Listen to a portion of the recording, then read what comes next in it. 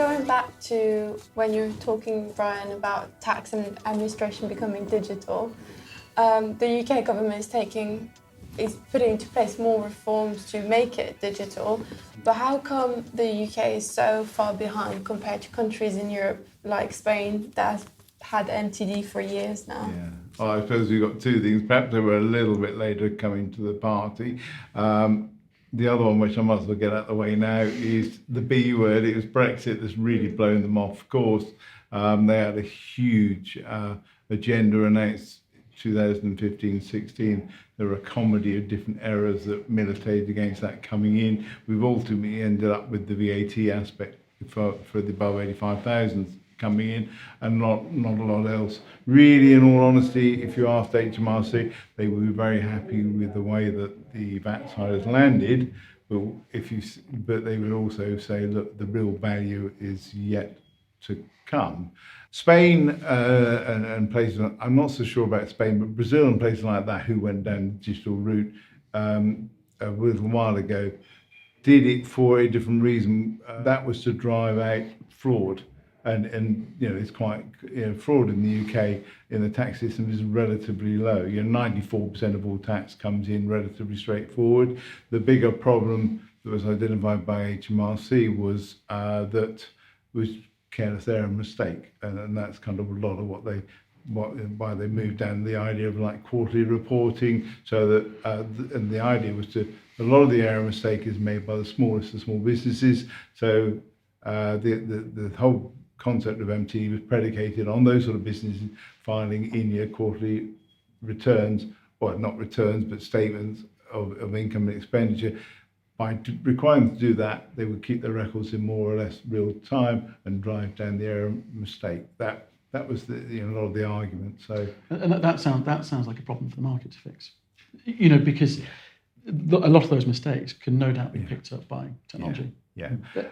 And I think you're actually speaking to the next point that I would make, which is HMRC kind of really read the runes, and as I said a lot earlier on, the whole when it was announced, it was like the biggest show in town. Now, with the lens of kind of hindsight, you can see really it was HMRC saying, "Yep, we can see that cloud-based computing, enhanced memory power, etc."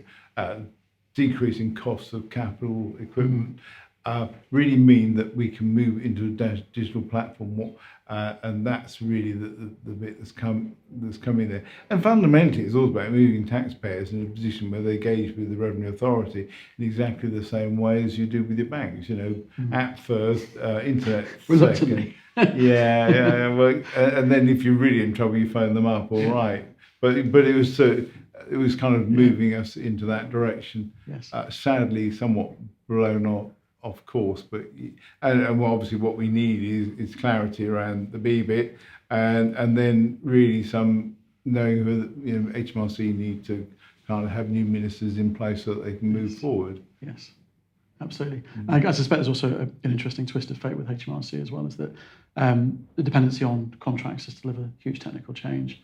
And I suspect that IR35 implementation hasn't been helpful for them in that respect as well. Yeah, I mean, I think there's one or two anecdotal stories that when the off-payroll working for the public sector came in and get around the right way, that might have blown one or two things off course. Yeah.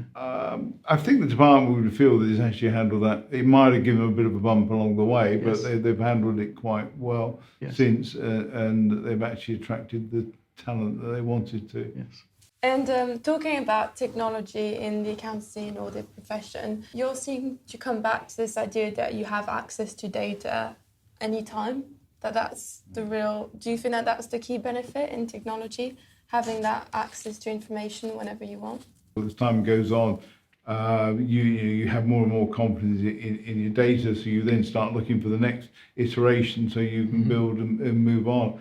Steve, before I came in, I was reflecting on the whole audit thing and looking at a lot of what was being proposed, and I thought, I feel a lot of this is addressing the issues of the past, and really where we need to get to is a level of real-time auditing, which is what you then started to mention.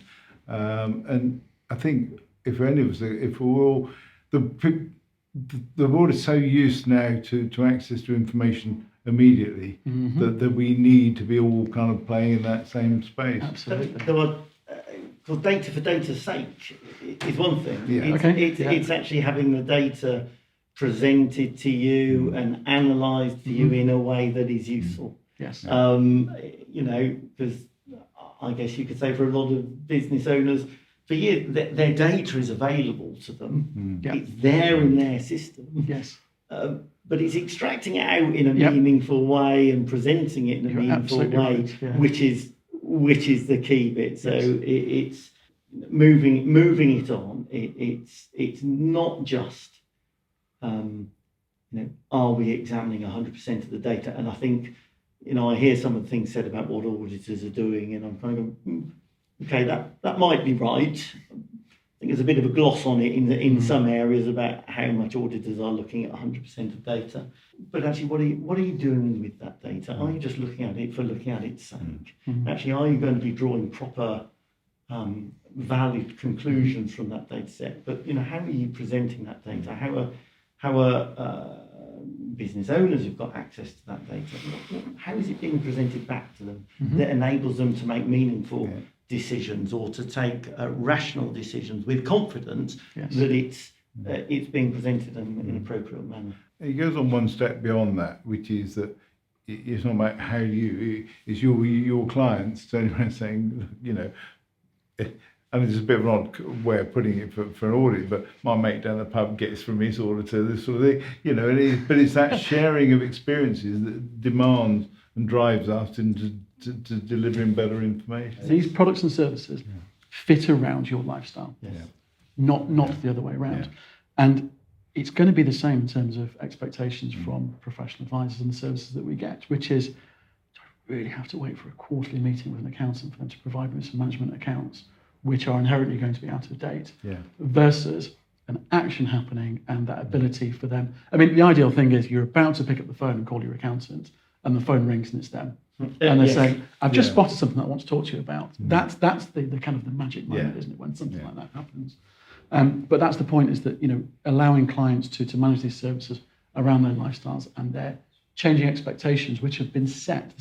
The bar for service expectations has not been set by the accountancy profession. It's been set by all the other services you interact with. And we can sit here and say, well, it's different for accountancy. Well, we think, we want that. No.